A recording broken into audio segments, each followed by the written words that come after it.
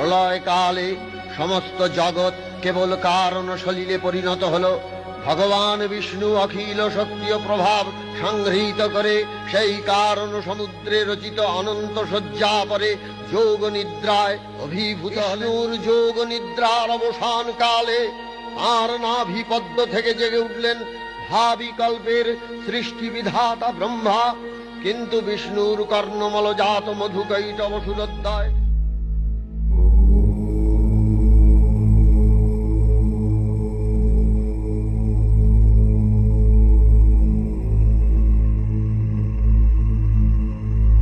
তোদের তপস্যায় আমি সন্তুষ্ট হয়েছি।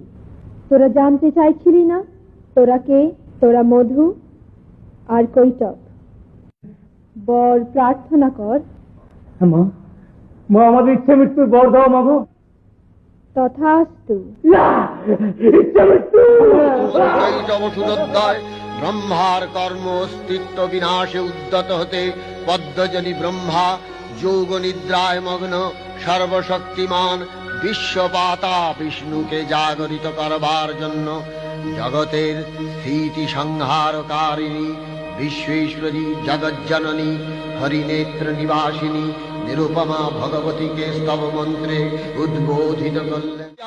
মহামায়া মহামেধা নীতি মহামহা চ ভবতি মহাদেবী মহাসুরি প্রকৃতি স্বচ্ছ সর্বস্য গুণত্রয় বিভাবিনী কালরাত্রির মহারাত্রির মহারাত্রিশ্চ দাভির্বোধ লক্ষণা লজ্জা পুষ্টি তথা তুষ্টি স্বং শান্তি এক শান্তিরেব চ। তখন বিষ্ণুর যোগ নিদ্রা ভঙ্গ হল। বিষ্ণুর অঙ্গ প্রত্যঙ্গ থেকে বাহির হলেন প্রলয়ান্ধকার রূপিণী তামসী।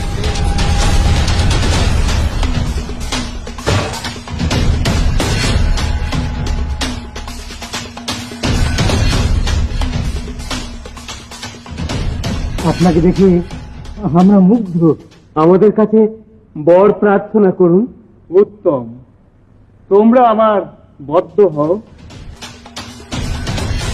বিষ্ণু সুদর্শন চক্র চালনে মধুকৈটবের মস্তক ছিন্ন করলেন।